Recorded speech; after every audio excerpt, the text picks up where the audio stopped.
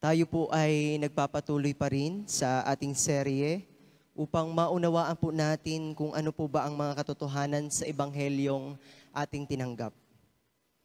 Ano ang totoong essence nito sa buhay ng mga mananampalatayang nakakilala kay Jesus. At magmula nga po noong nakaraang linggo, hanggang ngayon ay tinatalakay na natin ang mga katotohanan patungkol kay Jesus. Noong una mga nakaraang mga linggo, ang tinalakay po natin ay ang Diyos bilang siya na manlilikha. At yung pangalawang serye naman po ay yung ano ang kasalanan. At pangatlo ay kay Jesus bilang siya na ating Panginoon at tagapagligtas. Naunawaan po natin si Jesus ang pangalawang Adan na sinless and perfect na nag-connect sa atin pabalik sa Diyos. Gayon din po ang apat na kahalagahan ng pagiging walang sala ni Kristo na naunawaan natin noong nakaraang linggo. Because Jesus is the perfect revelation, mediator, sacrifice, and a good example. Tila ba po full package na ang dulot ni Jesus sa bawat isa sa atin. Tayo po ay nasa ikalawang linggo na ng Disyembre. At ilang araw na lamang po at magpapasko na. Napakabilis po ng araw kahit ang buhay natin sa mundong ito ay saglit na lamang. Kung inaakala nating mahaba pa ang lalakbayin ng buhay natin sa mundong ito, nagkakamali po tayo mga kapatid. Di po natin tiyak ang buhay natin sa mundong ito. Pero salamat po sa Panginoon na ina-extend pa niya ang kanyang kamay para sa atin. Nakikilala natin siya ng mas malalim, ng mas makabuluhan sa ating mga buhay at dahil doon po mga kapatid, nagkakaroon tayo ng kabuluhan sa mundong ito. Salamat sa mga taong ginamit ng Diyos para ibahagi sa atin ang mabuting balita ni Kristo. I-appreciate po natin sila. At tayo man po bilang mga nakarinig ng Ebanghelyo ay may katungkulan din naman pong ibahagi sa mga hindi pa nakakakilala sa Panginoon. Halos ilang linggo na natin pinagbubulayan ng Ebanghelyo at unti-unti ay ipinauunawa po sa atin ng Diyos sa tulong ng Banal na Espiritu ang mga katotohanang dapat mag-sink in sa ating mga isipan. Ang Ebanghelyo po mga kapatid ay ang mabuting balita na inililigtas ng Diyos ang mga makasalanan sa Kanyang biyaya. Ang tao ayon sa kalikasan, sa kanyang kalikasan ay makasalanan at hiwalay sa Diyos at walang pag-asa upang lunasan ang kanyang kalagayan sa kanyang sariling kakayahan. Ngunit nagkaloob po ang Diyos ng kaparaanan upang matubos tayo doon sa kasalanan sa pamamagitan ng buhay, kamatayan at muling pagkabuhay ng ating tagapagligtas. At yun po ay si Jesus.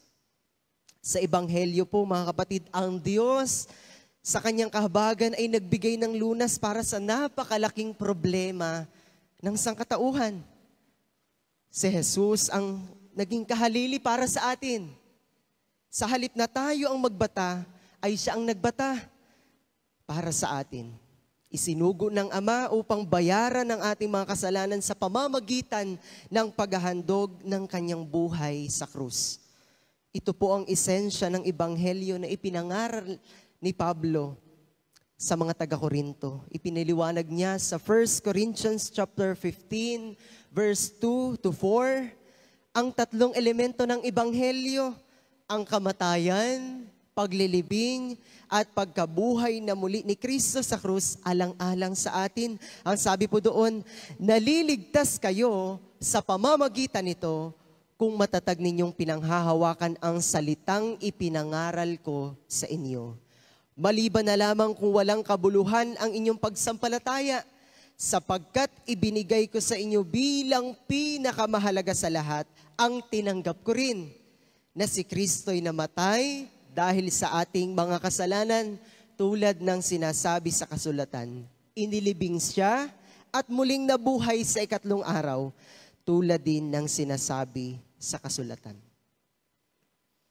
Ang atin pong dating pagkatao ay kasamang namatay ni Kristo sa krus at inilibing na kasama niya. Pagkatapos na buhay tayong muli, nakasama niya sa isang bagong buhay. isang buhay na ganap at kasiyasiya. Idineklara din po ni Pablo na ang tunay na ebanghelyo ay ang kapangyarihan ng Diyos para sa kaligtasan ng sino mang sasampalataya sa Kanya. Na ang ibig sabihin na hindi makakamit ang kaligtasan sa pamamagitan po ng anumang mabubuting gawa ng tao, kundi sa biyaya lamang po sa pamamagitan ng kaloob na pananampalataya sa atin. Ganito po ang sinasabi sa Efeso chapter 2, verse 8 to 9. Sapagkat dahil sa kagandahang loob ng Diyos, kayo ay naligtas sa pamamagitan ng pananampalataya. At ito'y kaloob ng Diyos at hindi mula sa inyong sarili. Hindi ito bunga ng inyong mga gawa, kaya't walang maipagmamalaki ang sino man. Di natin pwedeng ipagmalaki yung mga mabubuting gawa na ginagawa natin para i-consider ng Diyos na tayo ay ligtas na. Kundi dahil doon sa pananampalatayang nilikha ng Diyos sa atin, kaya tayo ibinilang ng Diyos na ligtas. At ngayong umaga po ay pagbubulayan natin ang mga katotohanan patungkol sa mga biyayang dala ng krus. Ano po ba yung mga biyayang dala ng krus? Una, tayo po ay pinatawad. Tayo po ay pinatawad. Marahil po ay ilang beses na natin itong napakinggan, nabasa at nadaanan sa ating mga pagbubulay. Ikaw ay pinatawad na. At idinako po tayo ng mga katotohanan ito sa mga realization kung paanong hindi tayo karapat dapat patawarin ng Diyos, pero ginawa niya iyon dahil kay Jesus na siyang naging solusyon sa pinakamalaking problema ng tao, ang kasalanan. At ano ba ang kapatawaran? Bakit ba natin ito kailangan? Bakit mo kailangan ang kapatawaran ng Diyos? Ang salita pong pagpapatawad ay maihahambing po sa paglilinis sa ating nakaraan. Ano ba tayo noon bago tayo maging isang ganap na Kristiyano? Sino ba tayo noon sa harapan ng Diyos? Nakikita po ba natin ang ating sarili kapag humaharap tayo sa Diyos kung sino tayo before, sa kung sino na tayo ngayon? Malinaw po na sinasabi ng Romans chapter 3, verses 11 and 12, na walang matuwid, wala kahit isa. Walang nakakaunawa, walang naghahanap sa Diyos. Ang lahat ay lumihis ng landas at nagpakasama. Walang gumagawa ng mabuti, wala kahit isa. Nakakalungkot po iyon sa Diyos. Nakakadurog ng kanyang puso. Na tayo na kanyang nilikha, na pinakang espesyal sa lahat, ganun na lamang yung pagtrato ng tao sa Diyos. Pag sinabi po nating lahat, ibig pong sabihin, magmula kina Adan at Eva, na unang nagkasala sa Diyos, until now, lahat po ng tao ay nagkasala. In short, lahat tayo ay makasalanan. Kahit na mga bagong kasisilang pa lamang po ng mga sanggol, ay makasalanan na dahil taglay po natin yung dugo ng pagiging makasalanan. At dahil tayo po ay makasalanan, hindi tayo karapat-dapat na humarap sa Diyos dahil kinamumuhian niya ang mga gumagawa ng kasamaan. Sinasabi din po ng Isaiah chapter 59 verse 2, ang masasama ninyong gawa ang dahilan ng pagkawalay ninyo sa Diyos. Nagkasala kayo, kaya hindi ninyo siya makita at hindi niya kayo marinig. Maaring nagtatanong tayo minsan na, bakit ang layo-layo ko sa Diyos? Kahit lumapit ako, bakit parang tila ba hindi ko marinig ang Diyos? Siyasatin po natin ang ating mga sarili, mga kapatid. Nakagagawa tayo ng kasalanan dahil tayo by nature ay makasalanan. Nauunawaan po ba natin iyon? Nag-desire ang tao na gumawa ng kabutihan, ngunit hindi niya magawa dahil nawalan siya ng kakayahan na piliin ang mabuti at gawin kung ano ang mabuti. Nawalay po tayo sa Diyos. Dahil mas pinili ng tao na gumawa ng kasamaan sundin ang masasamang hilig ng laman, at gumawa ng mga bagay na hindi nakapagbibigay lugod sa Diyos. Yun ang mas pinili ng tao. Kung minsan hindi natin sineseryoso ang bigat ng parusang igagawad ng Diyos sa atin. Kung kaya't maraming gumagawa ng kalapastanganan sa Diyos. Ang iba na may talagang nagpakasama-sama na at wala nang kinilala ni iginagalang man na Diyos. Tunay na kahabag-habag po ang kalagayan ng tao. Kung ipagpapatuloy naman ng tao ang kanyang kasamaan, impyerno ang kahahantungan niyon. Dahil ganito po ang sinasabi sa 2 Thessalonica, chapter 1, verse 9. Magdurusa sila ng walang hanggang kapahamakan at mahihiwalay sila sa Panginoon at sa dakila niyang kapangyarihan. Iyon po ang magiging bunga at resulta kung ang tao ay magpapatuloy sa pagpapakasama.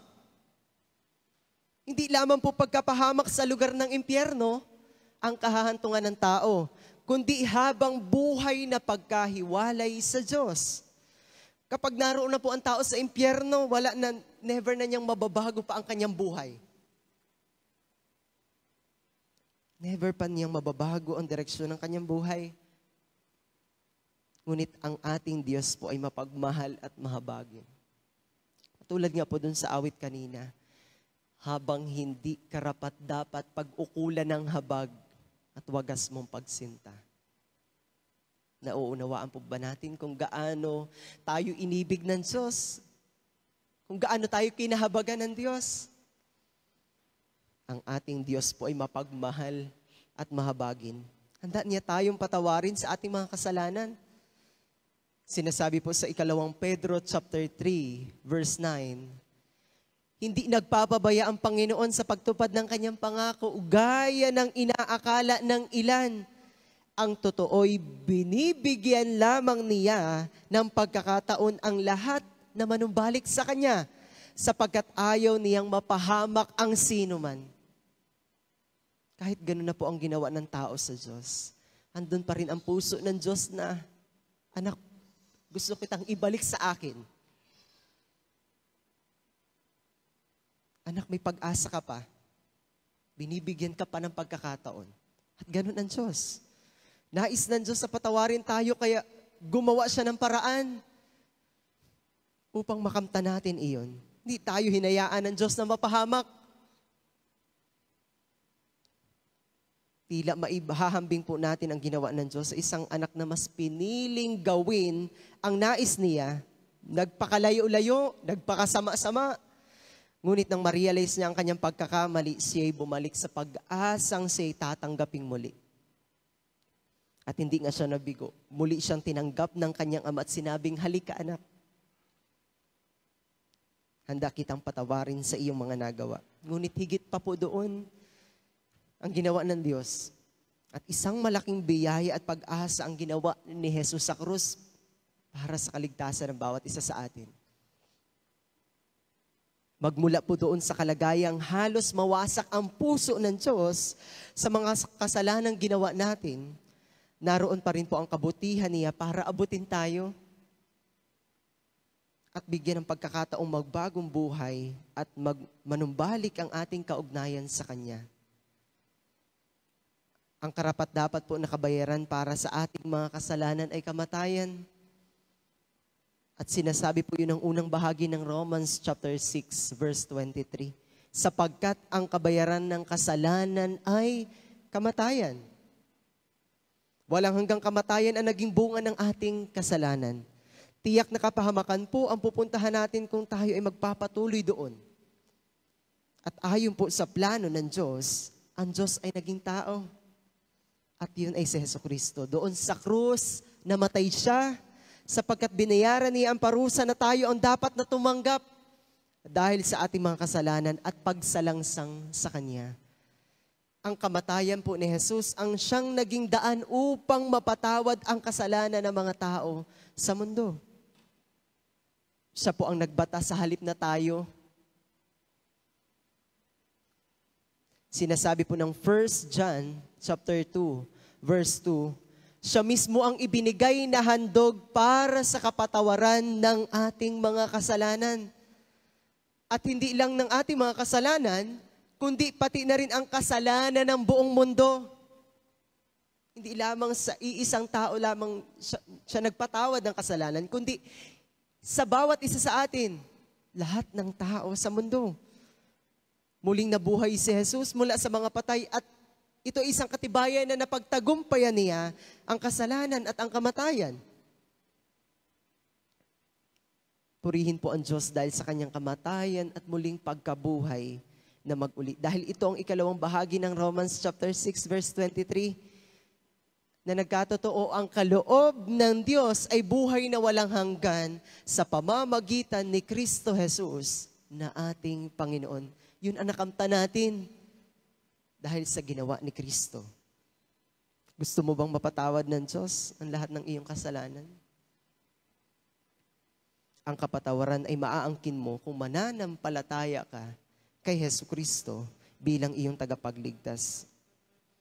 Sinasabi din ng Efeso chapter 1 verse 7, sa pamamagitan ng dugo ni Kristo ay tinubos tayo na ang ibig sabihin ay pinatawad ang ating mga kasalanan.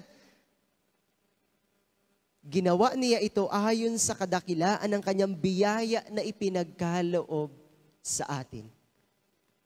Yun po yung ibig sabihin sa pamamagitan ng dugo ni Kristo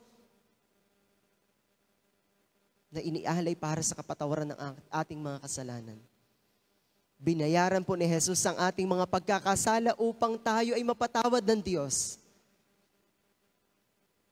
Ang kailangan mong gawin ay hilingin sa Diyos na patawarin ka. Dahil sa nananampalataya ka na namatay sa Jesus sa krus at kaya niyang bayaran ng iyong kasalanan. Sumampalataya ka at matatanggap mo ito dahil lamang sa habag at biyaya ng Diyos. Kaya ilagak mo kay Jesus ang iyong pagtitiwala na siya bilang iyong tagapagligtas upang makamtan mo ang kapatawaran mula sa Diyos. Sinasabi din po sa aklat ng mga gawa, chapter 13, verse 38, dapat ninyong malaman na sa pamamagitan ni Jesus ay ipinapahayag namin sa inyo ang balita na tayo'y patatawarin ng Diyos sa ating mga kasalanan. Isang magandang good news po, mga kapatid. Pangalawa po, na biyayang dala ng krus, tayo ay nilinis. We are cleansed by the blood of Christ. Isa din po sa mga biyayang natanggap natin ang nabunga ng ginawa ni Jesus sa krus ay ang tayo'y maging ganap na malinis. Kung kanina naunawaan natin tayo'y pinatawad doon sa ating mga kasalanan, ngayon naman po'y mauunawaan natin kung paano tayo nilinis ng Diyos. Bakit ba tayo kailangan linisin ng Diyos? Naging marumi ba tayo? Gaano tayo naging marumi? Tayo'y naging ganap na malinis sa harapan ng Diyos. Ibig sabihin, ang nakikita na sa atin ng Diyos ay ang katuwiran ni Jesus. At hindi na ang ating mga kasalanan dahil ito ay nilinis na. At yun ay dahil sa ginawang sakripisyo ni Jesus sa krus. Saan po pa tayo nilinis ng Diyos? Sabi po ng 1 Thessalonians chapter 5, verse 23, naway lubusan kayong pabanalin ng Diyos na siyang nagbibigay ng kapayapaan. At naway panatilihin niyang walang kapintasan ang buo ninyong katauhan, ang Espiritu, kaluluwa, hanggang sa pagparito ng ating Panginoong Hesukristo. Ang tao po ay pinarumi ng kasalanan sa kanyang katawan, kaluluwa at espiritu. Ganun po yung impact ng kasalanan sa ating buong pagkatao. Hindi tayo matingnan ng Diyos dahil doon sa karumihang iyon. Ang ating buong pagkatao hanggang sa kaloob-looban po natin ay naging marumi sa paningin ng Diyos dahil sa kasalanan. Ang sumasampalataya po kay Kristo ay nililinis ng Diyos sa kanyang buong katauhan, katawan, kaluluwa at espiritu sa lahat ng nakakapagparumi dito. Ang tao po ay walang kakayanan na linisin ang kanyang sarili sa anumang nakapagpaparumi sa kanya. Maaari po tayo magsikap, gumawa ng mabuti at magmukhang mabuti sa panlabas nating anyo. At sa tingin ng mga tao, Ngunit ang Diyos lamang po ay may kakayanan na linisin tayo sa kaloob-looban nating pagkatao. Hindi natin kayang gawing linisin ang ating sarili. Yun ang hindi po natin kayang gawin. Ang kahigtan po ng pagpapatawad ng Diyos sa pagpapatawad ng tao ay ito. Maaari ko po kayong patawarin sa inyong mga kasalanan sa akin, pero wala akong kakayanan na linisin kayo at gawing matuwid sa harap ng Diyos. Maaari ko po kayong patawarin, pero nananatili pa rin po kayong marumi at makasalanan. Ang aking pagpapatawad sa inyong nagawang masama sa akin ay hindi nag-aalis ng inyong sagutin sa Diyos dahil sa kasalanang iyon. Bagaman nakapagpapatawad tayo sa lupa, pero hanggat hindi natin pinagsisisihan yung kasalanang iyon, nananatili yung sagutin natin sa Diyos sa araw ng kanyang paghukom. Ang Diyos lamang po may kakayanang magpatawad. At the same time ay maglinis ng ating buong pagkatao. Kapag tayo ay pinatawad ng Diyos, inaalis niya yung lahat. Hindi lamang dun sa kapag tayo ay nakagawa ng kasalanan, ay inaalis niya yung pinakang, kung ano yung hiningi nating dapat ipagpatawad. Kundi lahat ng areas ng buhay natin, ganun tayo nililinis ng Diyos. Ang kasalanan at pati na yung guilt, yung sumbat ng budhi, yung sumbat ng dyablo, yung sumbat ng tao, ang pananagutan natin sa Diyos, ang kahihiyan, bunga ng kasalanan, ang nawasak na pagtingin ng sarili, at ang self-pity. Lahat po yun ay nililinis ng Diyos para gawin tayong banal at matuwid muli sa kanyang harapan. Hindi na po tayo sisingilan ng Diyos dahil ang lahat ay inalis na niya. Kinalimutan na niya. Hindi po lingid sa ating kalaman na grabe yung naging resulta ng minana nating kasalanan mula kina Adan at Eva. Hindi lamang po ito basta pagsuway sa utos ng Diyos, kundi ito'y nagdadala ng sumpa at parusa magmula noon hanggang sa ngayon at nagpapatuloy pang salinlahi. Ang kasalanan po mga kapatid ay parang stain sa damit. Ano ba niyo po yung kalawang na sa sobrang tagal na ng pagkakakapit nito, kahit na po lagyan pa ng mga cleaning detergents, ay hindi na maibabalik ang mismong kung gaano ito kaputi dati. Ang kasalanan po ay mantsa sa ating mga kaluluwa. Habang patagal po ng patagal, sinisira nito ang kaugnayang mayroon tayo sa Diyos. Habang parami ng parami yung ating nagagawang pagkakasala, parumi tayo ng parumi sa paningin ng Diyos. Ang dating maputi kung papaano tayo nilikha ng Diyos na walang anumang bahid ng kasalanan dahil nilikha niya tayong mabuti. At kawangis niya ay nabahiran po ng kasalanan na nagdulot naman po sa atin ng karumihan. Ganun po tayo naging marumi.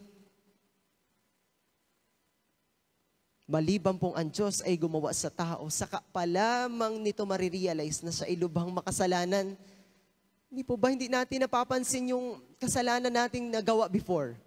Kung hindi tayo nilikhaan ng pagkaunawa ng Diyos magmula dun sa ating kalalagayan, hindi natin mauunawaan kung gaano tayo kasama. Inilalarawan po ng Isaiah 64 verse 6.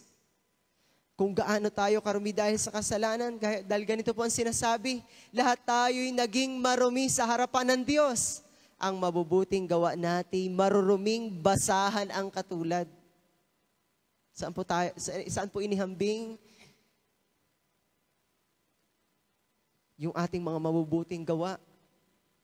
Sa maruruming basahan. Ultimo, kahit gumawa tayo ng maraming mabubuting gawa na parang sa paningin natin ay makapagbibigay kaluguran sa Diyos, mapiplease natin ang Diyos.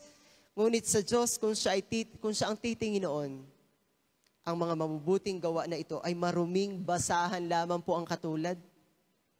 Hanggat hindi tayo nakakatanggap ng paglilinis mula sa Diyos, yung lahat ng ginagawa nating kabutihan dito sa lupa, yun ay maruming basahan lamang po sa kanyang paningin. Dahil sa kasalanan ng ating mabubuting gawa ay hindi kinalulugdan o tinatanggap ng Diyos.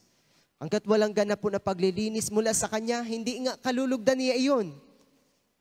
Yung ganap na paglilinis, mga kapatid, hindi lamang po siya basta paglilinis na kapag tayo nag-car wash ng motor ay malinis na uli. Kundi yung ganap na paglilinis na hindi na mo ring mababahiran pa ng kasalanan. Hindi po ba't ang basahan after labhan ay gagamitin ulit para ipamuna sa dumi, yapak-yapakan, pagpaga ng mga paang marurumi, at kahit na po pagkalabhan-labhan natin iyon ng kainaman, marurumihan at marurumihan din po iyon. Ganon din po ang kalagayan ng isang taong mangkasalanan. Kahit pa siya ay gumawa ng mabuti o ipantabon ang paggawa ng mabuti sa mga nagawang kasalanan, ay hindi pa rin iyon sapat hanggat walang ganap na paglilinis mula sa Diyos. Bakit po tayo kailangang linisin ng Diyos? Gaano po ito natin higit na kailangan? Siguro po'y alam natin at napakinggan natin talagang walang makakapunta sa langit na may kasalanan. Walang makakapunta sa langit ang isang taong hanggat hindi niya pinagsisisihan ang kanyang mga kasalanan. Hindi maaaring maging citizen ng langit ang mga taong hindi nagsisisi sa kasalanan at hindi pa nakakatanggap ng paglilinis mula sa Diyos. Kinakailangan po muna yung ganap na paglilinis bago tayo tanggapin doon. Kinakailangan po muna ang ganap na paglilinis ng Diyos. Ang kailangan po natin ay yung complete purity. Sabi po ng talata, without holiness, you cannot see God. Ang kailangan po ay ganap na kabanalan. Wala po ni kaunting bahid ng kasalanan. Iniisip po natin na sa kaunting mabuting gawa ay pupunta na tayo sa langit. Ganun po ang pagkaunawa natin before. Pero hindi po ganoon mga kapatid. Ang kailangan po natin ay perfectly pure. At sa natural po nating kalagayan, wala kahit isa sa atin ang makaaabot doon sa hinihingi ng Diyos. Doon sa requirement ng Diyos. Malibang linisin muna niya tayo. Sabi po ng Colossus chapter 1 verse 22, ngunit dahil sa kamatayan ni Kristo, ginawa niya kayong mga kaibigan upang makaharap sa Kanya ng walang kapintasan, banal at walang batik. Ano daw po ang ginawa ni Kristo? Ginawa muna niya tayong mga kaibigan upang makaharap sa Kanya ng walang kapintasan, banal at walang batik.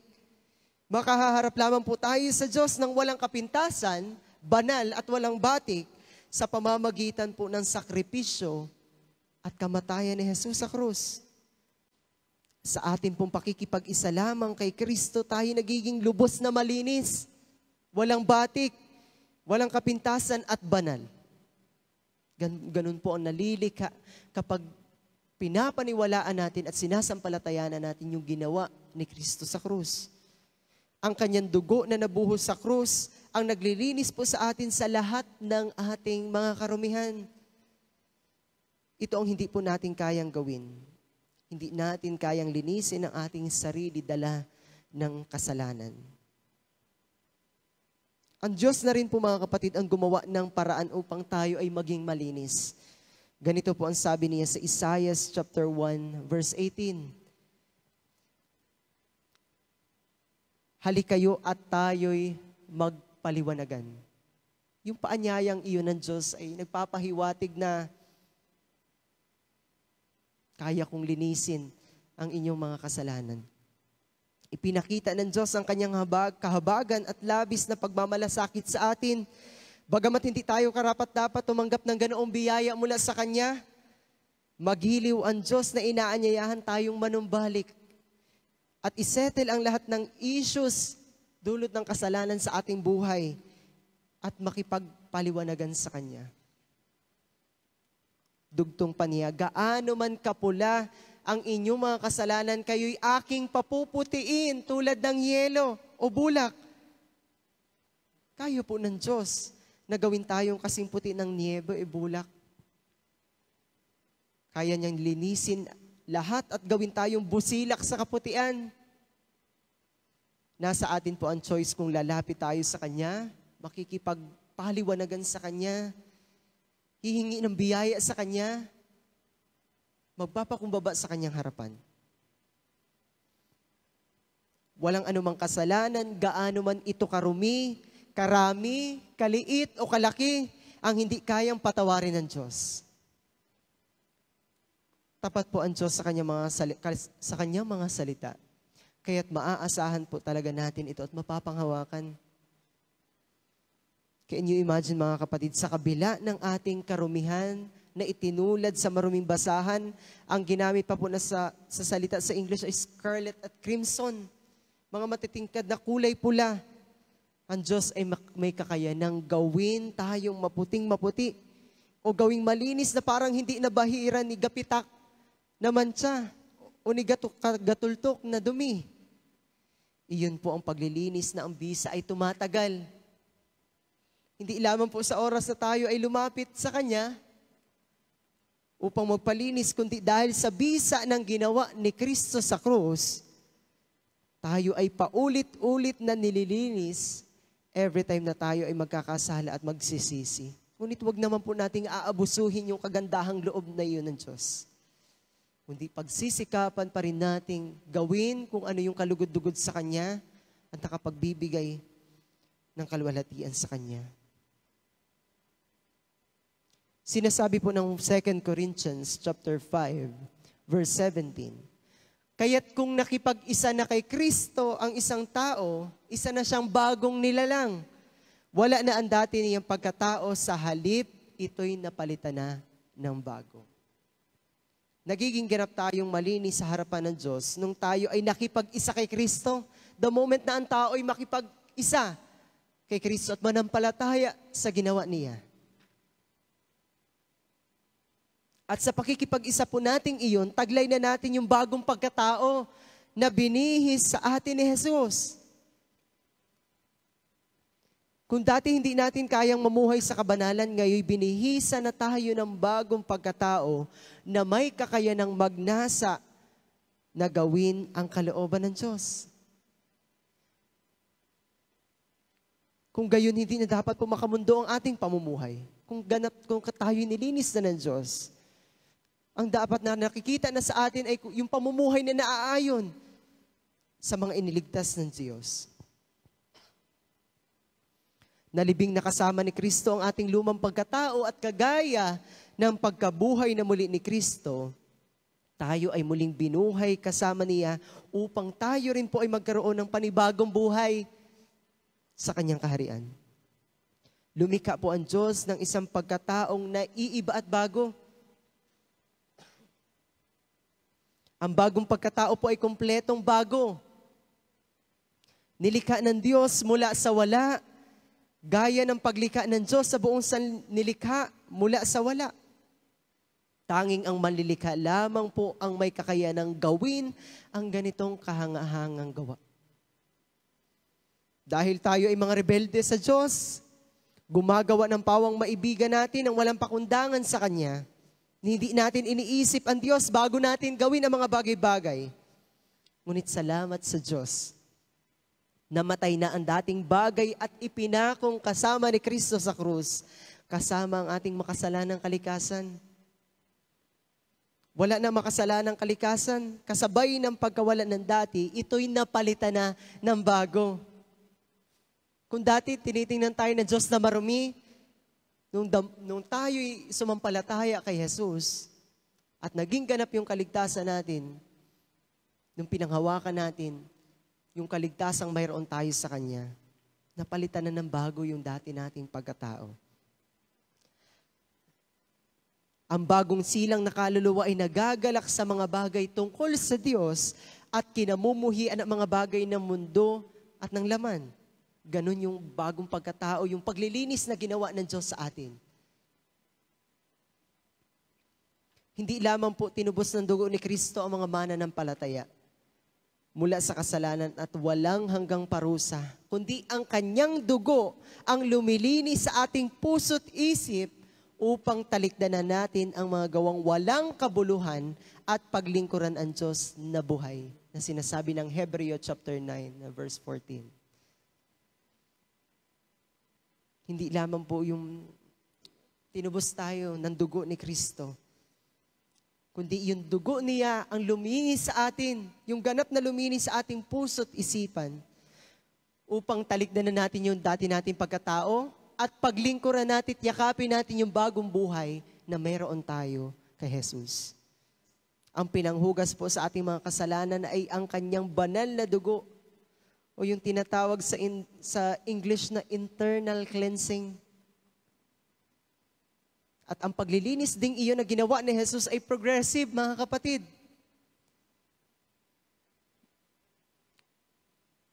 Huwag nating isipin na once lamang na naglilinis ang Diyos, kundi yun ay nagpapatuloy.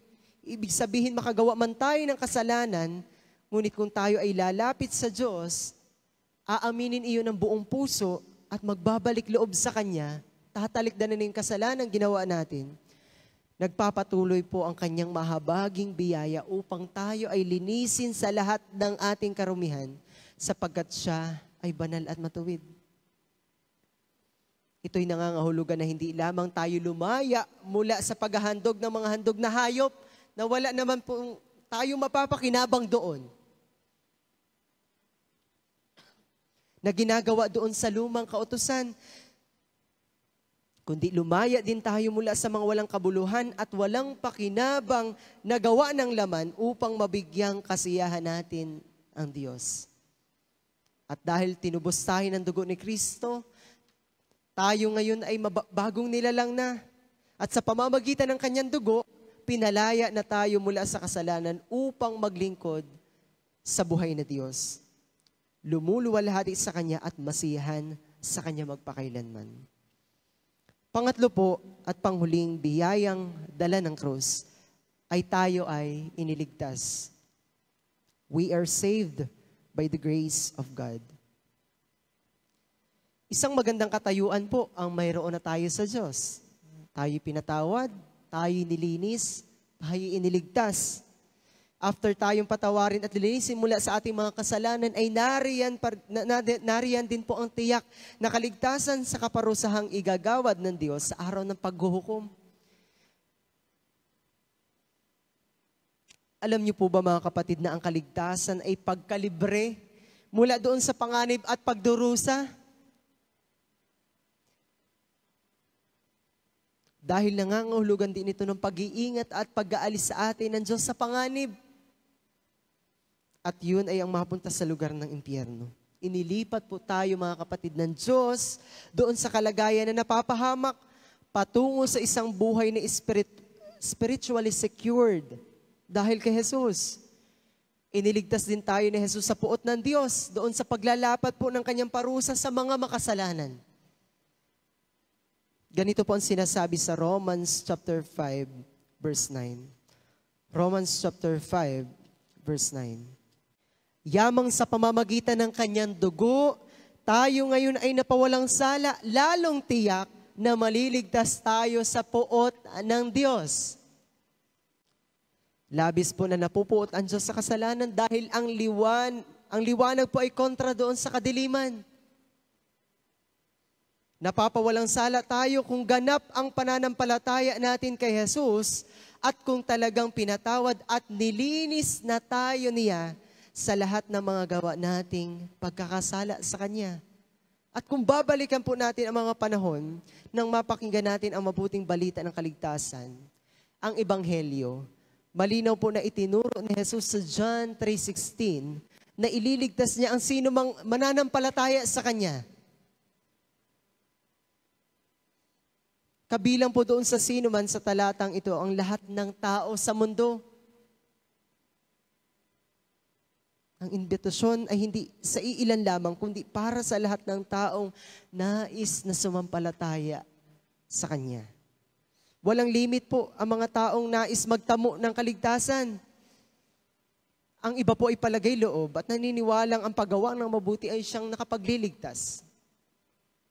Ngunit sinasabi ng Biblia na kung ang kaligtasan ay sa pamamagitan ng ating sariling gawa, walang sino man ang maliligtas.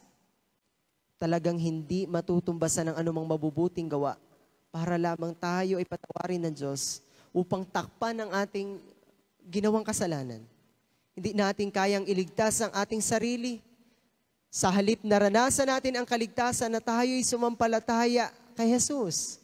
Doon natin natamo ang kaligtasan. Itinuturo po ng Efesos chapter 2, verse 8 to 9, na sapagkat sa biyaya, kayo'y nangaligtas sa pamamagitan ng pananampalataya. At ito hindi sa inyong sarili. Ito'y kaloob ng Diyos, hindi sa pamamagitan ng mga gawa, upang ang sino man ay huwag magmapuri. Tayo po ay iniligtas sa biyaya at ang kahulugan ng biyaya ay pagkakamit ng isang bagay kahit hindi karapat-dapat. Kahit hindi natin karapat-dapat na matanggap yung kaligtasan, pero yun ay pinagkaloob ng Diyos dahil sa kanyang biyaya sa atin. Tinanggap lamang natin ito sa pamamagitan ng pananampalataya at iyon ay isang malaking biyaya mula sa Diyos.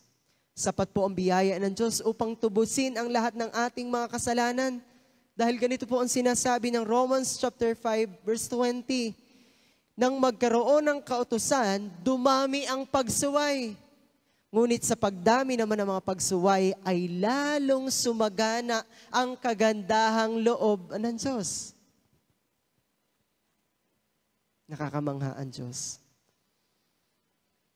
Isinulat ni Apostol Pablo sa mga Kristiyano sa Corinto na sila ay dating nabuhay sa iba't ibang uri ng kasalanan gaya ng pangangalunya, pagsamba sa Diyos-Diyosan, pakikiapid, pagiging bakla o tomboy, pagnanakaw, kasakiman at paglalasing.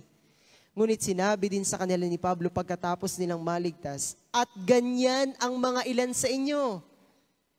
Ngunit nangahugasan na kayo, ngunit binanal na kayo, ngunit inaaring ganap na kayo sa pangalan ng Panginoong Hesukristo at sa Espiritu ng ating Diyos.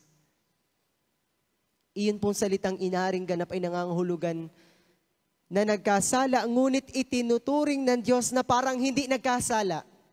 Yun po yung pag-aaring ganap ng Diyos. Dahil si Kristo na ang umako ng parusang karapat-dapat na sana nating tanggapin dahil sa ating kasalanan. Hindi po natin masusumpungan ang kaligtasan kung sa sarili tayo aasa.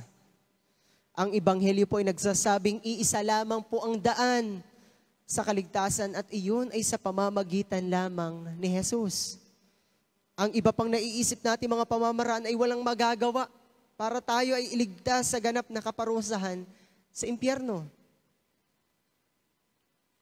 Napakabuti pa rin po ng Diyos dahil hindi niya tayo hinayaang mapahamak. Bagamat nagkasala na nga ang tao, siya pa rin ang gumawa ng paraan upang ibalik yung kaugnayang nasira na yun. Siya pa rin ang gumawa ng paraan upang makabalik tayo sa talagang layunin niya para sa tao.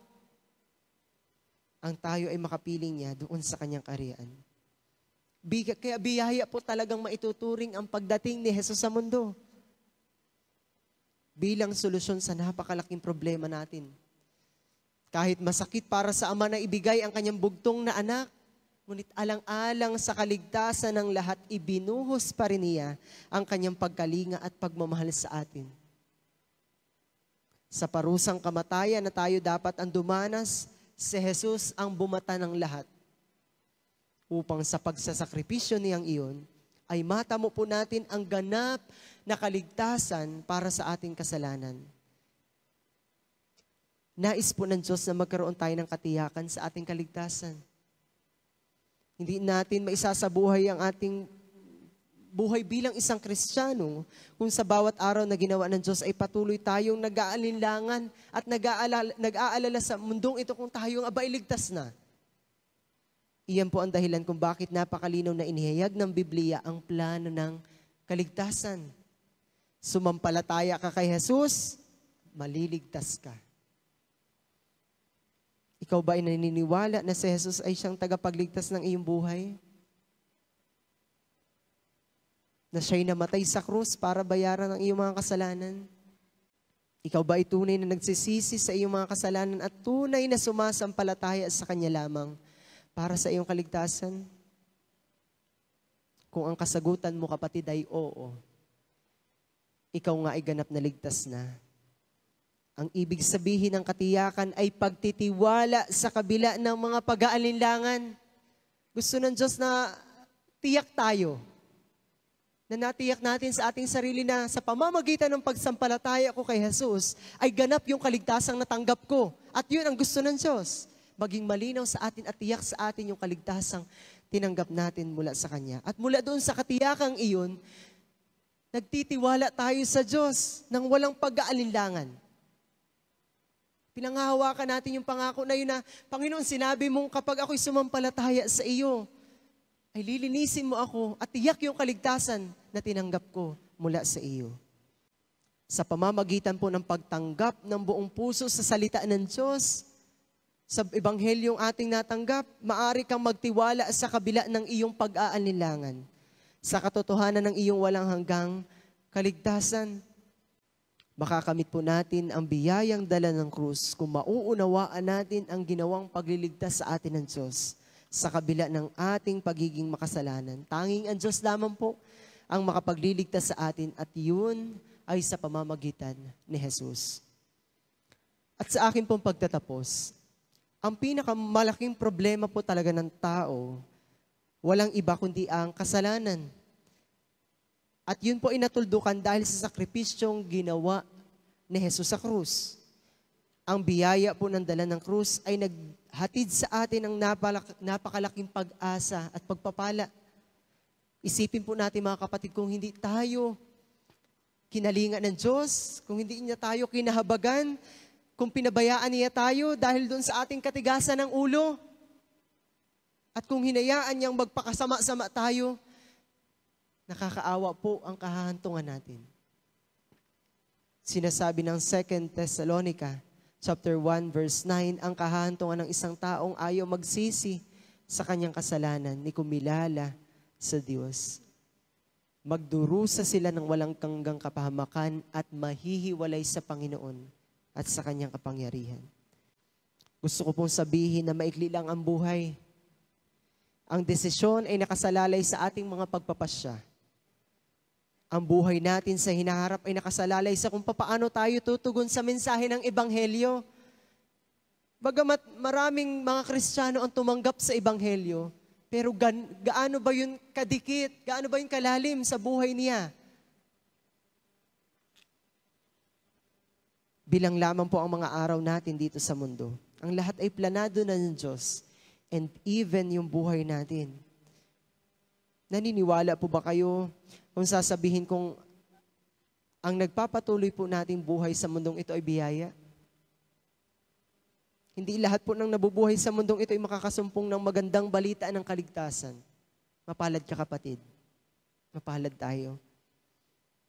Dahil isa tayo sa mga niloob ng Diyos na maligtas at maibalik ang kaugnayan sa Kanya. Every day and every hour of our lives is a blessing.